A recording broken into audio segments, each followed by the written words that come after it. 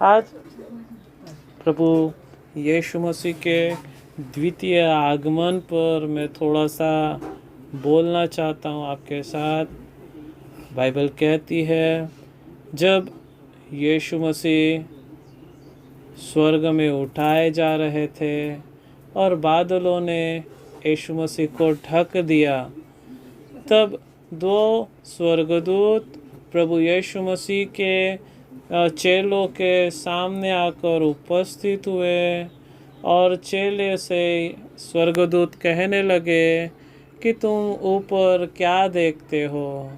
जिस रीति से मनुष्य के पुत्र को ऊपर जाते हुए तुम देख रहे हो, वैसे ही वह दोबारा बादलों से पर आएगा। और मेरे प्रियो, उस दिन से लेकर आज के दिन तक सारी मनुष्य जाति हर एक युग में प्रभु यीशु मसीह का आगमन का बाट जो रही है। यस मेरे प्रियो, हम देखते हैं मत्ती 24वें अध्याय में एक बहुत बड़े दृष्टांत के रूप में प्रभु के आगमन कैसे होगा, प्रभु के आगमन के समय क्या क्या बातें घटित होगी, उसका उल्लेख वहाँ किया गया है। वहाँ लिखा है जातियों पर जातियाँ और राज्य पर राज्य चढ़ाई करेंगे। लिखा है सबसे करीबी लोग तुम्हारे बैरी होंगे। लोग प्रभु यीशु मसीह के कारण तुम्हारा विरोध करेंगे। वहाँ यह भी लिखा है भूकंप होगे, भूजोल होगे और विपत्तियाँ और महामारियाँ आएगी। और लिखा है प्रेम के प्रेम वहाँ लिखा है कि अधर्म के बढ़ने से मनुष्य का प्रेम ठंडा हो जाएगा। आज हम देख रहे हैं कि किस रीति से प्रेम समस्याओं पर समस्या, परीक्षाओं पर परीक्षा आने के वजह से किस रीति से प्रेम मनुष्य का ठंडा हो गया है। मेरे प्रियो, आज हमें चाहिए कि हम हमारे प्रभु यीशु मसीह के दूसरे आगमन के लिए तैयार होए। हम प्रभु यीशु मसीह के दूसरे आगमन के लिए अपने आप को तैयार करें। हम देखते हैं कि ये वर्ष में किस रीति से इतनी भयंकर भयंकर उतार चढ़ाव हमारे देश में ही नहीं, पूरे मनुष्य जाति में, पूरी मानव जाति पूरे दुनिया में आई है। और हर एक देश का हर एक मनुष्य जाति, चाहे वो धनवान हो चाहे वो गरीब हो, वह उसे अछूता नहीं है। हम देखा है पिछले साल के अंत में ऑस्ट्रेलिया में भीषण आग जली और जंगल भस्म हो गए। हम देखे पिछले साल में ही चाइना में कोरोना की शुरुआत हुई और हमने देखा जनवरी महीना ख़त्म होते होते पूरे दुनिया में कोरोना हवा के समान फैल गया। और आज करोड़ों की संख्या में इस कोरोना नामक महामारी के कारण लोग मर गए हैं और असंख्य लोग अभी भी अस्पताल में बीमार अवस्था में पड़े हैं। और हमारे देश की भी अवस्था कुछ खास नहीं है। मेरे प्रियो, आप देख सकते हैं अम्फान नामक बड़ी तेज़ आंधी और तूफान ने पश्चिम बंगाल को बर्बाद कर दिया। आप देख सकते हैं पिछले महीने में ही हरिद्वार में सुबह 8 बजे से करीब 11 बजे के समय, सुबह का समय 8 बजे से 11 बजे तक के समय में अचानक अंधकार हो गया और पूरा हरिद्वार अंधेरे से भर गया। सब तरह गाड़ी और रोड की, घरों की लाइटें जला दी गई और मोबाइल में वीडियो बनाकर लोग बता रहे, देखिए सुबह के 8:30 9:30 बज रहे हैं करके। एक से एक ऐसी भयंकर विपत्तियाँ और संकट देश में दुनिया में आ रहे हैं। दिल्ली में भूकंप हुआ पिछले हफ्ते में। कल की ही बात मैं आपको बता दूं, कई लोगों ने यह वीडियो बनाकर वायरल किए पूरे देश में। पाकिस्तान से लेकर हमारे जयपुर तक टिड्डियों का हमला हुआ और असंख्य टिड्डियाँ, असंख्य करोड़ों टिड्डियाँ पूरे देश में, पाकिस्तान में, जयपुर में, पूरे देश में फैली हुई थी। और यह सारी बातें इस पृथ्वी के, इस दुनिया के अंत की ओर इशारा करती है मेरे प्रियो। वो वीडियोस अभी भी मेरे पास है, मैं आपको उसके पश्चात आपको बताऊंगा कि किस रीति से वो सारी हर जगह, घरों में, छतों में, पेड़ पर, हर जगह टिड्डियाँ ही टिड्डियाँ थी मेरे प्रियो। यह सारी बातें प्रभु यीशु मसीह के दूसरे आगमन की ओर इशारा करती है।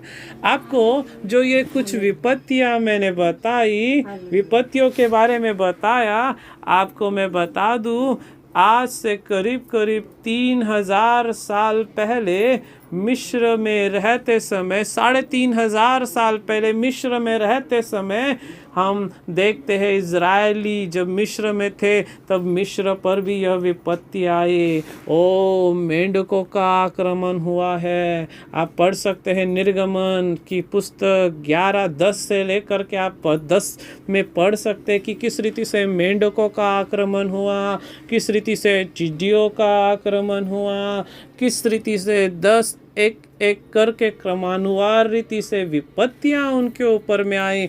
और वही टिड्डियों का हमला बोलिए या 3 दिन तक उस पूरे मिस्र देश में अंधकार फैला रहा। वह अंधकार इतना भयंकर था कि एक ही कमरे में रहते के बावजूद कोई व्यक्ति दूसरे व्यक्ति का मुंह नहीं देख सका मेरे प्रियो। ये सारी चीज़ें फिर से घट रही है हमारे समय में भी। ये सब बातें बताती है कि प्रभु यीशु मसीह का आगमन और भी निकट आ गया है मेरे प्रियो। जब यीशु मसीह को उसके चेलों ने पूछा, प्रभु हमें बताइए ये समय कब होगा, आपका आना कब होगा, तो प्रभु कहते हैं, ओ स्वर्गदूत भी नहीं जानते, यहाँ तक कि स्वयं मैं भी नहीं जानता। केवल पिता है जो जानता है कि कब वह समय और वह घड़ी आएगी करके। मेरे प्रियो, चर्च को ये सारी बातें जो घट रही है दुनिया में, इसे लेकर अचंभा करने की आवश्यकता नहीं है, क्योंकि हम बाइबल पढ़ते हैं और बाइबल पढ़ने के द्वारा हमें सारी चीज़ें पहले से ही पता है कि इस दुनिया में क्या क्या विपत्तियाँ, समस्याएं, परीक्षाएं आने वाली है और इस दुनिया का अंत किस रीति से होने वाला है करके। हमने देखा पतरस कहता है कि प्रभु का आगमन चोर के समान होने वाला है ना। प्रभु यीशु मसीह का आगमन एक चोर के समान, प्रभु के आगमन की तुलना चोर के समान की गई है, चोर के साथ की गई है, क्योंकि हमारे घर में चोर कब आएगा, किस घड़ी आएगा, हम नहीं जानते हैं। वैसे ही प्रभु यीशु मसीह भी कब आएगा हम नहीं जानते मेरे प्रियो। बस समझदारी और बुद्धिमानी यही है कि हम हर दिन घुटने टेके और अपने जीवन में परमेश्वर का भय माने, बुराई से परे रहे और इन दिनों में अधिक समय प्रार्थना में व्यतीत करे, पवित्र जीवन जिए, हर एक बुराई को अलविदा कहे और परमेश्वर की आत्मा की अगुवाई पाकर उसके पीछे चलते रहे। बाइबल का अध्ययन करे, परमेश्वर के वचनों का पालन करे मेरे प्रियो, क्योंकि ये सारी चीज़ें इस संसार में रहने वाले लोगों पर अचानक पड़ने वाली है मेरे प्रियो। यस, चोर कब आता है और कब चोरी हो जाती है मालिक नहीं जानता। यदि जानता तो चोरी करने से वह उसे रोक सकता था। वैसे ही मालिक नहीं जानता और इस दुनिया के लोग भी नहीं जानते हमारा प्रभु दुल्हा कब हमें लेने आने वाला है। यस मेरे प्रियो, हालेलुया हालेलुया। मेरे प्रियो, पहले सदी के प्रेरितों ने इस रीति से जीवन व्यतीत किया कि जैसे कि प्रभु यीशु मसीह उनके समय में ही आ जाएगा। लेकिन आज 2000 वर्ष बीत गए हैं, लेकिन प्रभु यीशु मसीह अभी भी नहीं आए हैं। और मेरे प्रियो, लेकिन यह बात तो सच है, पूर्ण रीति से सत्य है कि प्रभु यीशु मसीह का आना और भी निकट आ गया है। यस, हम देखते हैं बाइबल प्रकाशित वाक्य 22वें अध्याय में आखिरी वचन के साथ जब खत्म होती है, वह प्रार्थना करता है। प्रभु का सेवक घुटने टेकता है और कहता है, हे प्रभु यीशु, तू आ और तू जल्दी आ। यस, हर कोई बहन, हर कोई भाई जो प्रभु यीशु मसीह से प्रेम करता है, वह अवश्य अपने हृदय में बड़े ही व्याकुलता पूर्वक कहने पाए, प्रभु शीघ्र आ, प्रभु जल्दी आ प्रभु। अब अवश्य हम चाहते हैं तेरा आना निकट हो जाए, जल्दी हो जाए। मेरे प्रियो, क्या होगा सुनिए ना, 1 कुरिन्थियों 15वां अध्याय आप देखेंगे 52, 53, 54, 58 तक। 1 थिस्सलुनीयों 4 अध्याय 17वां वचन, 18, 19, 20 आप देखेंगे कि कैसे जब प्रभु यीशु मसीह का आगमन होगा। 1 कुरिन्थियों 15वें अध्याय के 53-54 में पौलुस कहता है, यह नाशवंत देह अविनाशी को पहन लेगा, यह मरणहार अमरता को पहन लेगा, और हम सब पलक झपकते ही रूपांतरित होंगे और बादलों पर उठाए जाएंगे और अपने प्रभु यीशु मसीह से मुलाकात करेंगे। मेरे प्रियो, हालेलुया हालेलुया, बोले ना हालेलुया।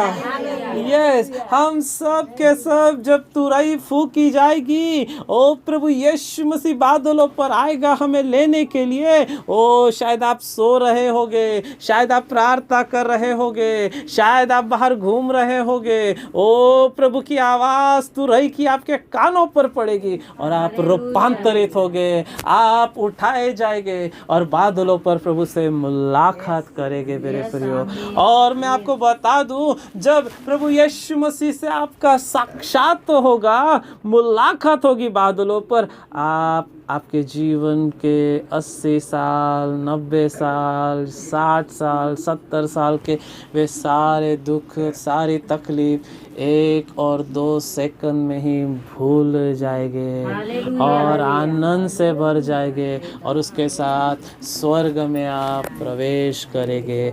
1 थिस्सलुनीयों 4 अध्याय की पुस्तक कहती है कि हम सब के सब नहीं सोएंगे। यस, मसीह लोगों के लिए बाइबल ये नहीं कहती कि वे मरे हैं करके, मर रहे हैं करके। बाइबल कहती है वे मरते नहीं हैं, वे अपने अपनी कब्रों में सो रहे हैं। और जब प्रभु यीशु मसीह की आवाज आएगी तुरई की, यीशु मसीह बादलों पर लेने आएगा, तो वह तुरई की आवाज सुनकर वे जो सोए हैं अपने कब्र में, कौन सोए हैं? हमारे पहले मसीह लोग जो चले गए इस दुनिया को छोड़कर, इस दुनिया में चले गए, मर गए हैं, वे अपने अपने कब्रों में बाइबल कहती है सो रहे हैं। वे आवाज सुनकर जाग उठेंगे और वे रूपांतरित होंगे, पहले प्रभु से मुलाकात करने बादलों पर उठाए जाएंगे।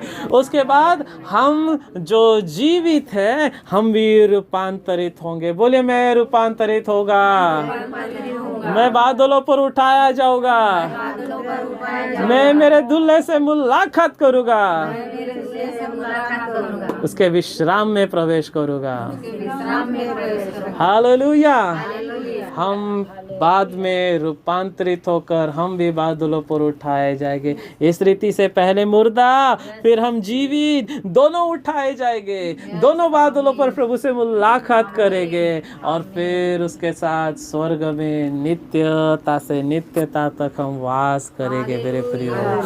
ओ प्रकाशित वाक्य 7वें अध्याय में ऐसा भी लिखा है कि उन दिनों के बाद ऐसा होगा कि परमेश्वर उनके आंखों से आंसू पोंछ डालेगा, फिर कोई बीमार न होगा, फिर कोई मृत्यु न होगी, फिर कोई श्राप नहीं होगा, फिर कोई भी दुख और क्लेश वहां नहीं होगा। यस मेरे प्रियो, स्वर्ग में जहां अनादि काल तक हम रहने के लिए जाने वाले हैं, वहां कोई दुख नहीं है, वहां कोई बीमारी नहीं है, वहां कोई मृत्यु नहीं है, कोई श्राप नहीं है, कोई भी मेहनत और कष्ट आपको करना नहीं होगा पेट भरने के लिए। आपका प्रभु आपकी आवश्यकताओं को पूरा करेगा, वहाँ अवश्य निरंतर वो आपके संग और साथ रहेगा और 1000 वर्षों तक हम वहाँ इस पृथ्वी पर राज्य करेंगे और प्रभु की महिमा में विश्राम करेंगे मेरे प्रियो। हालेलुया, बोलिए हालेलुया।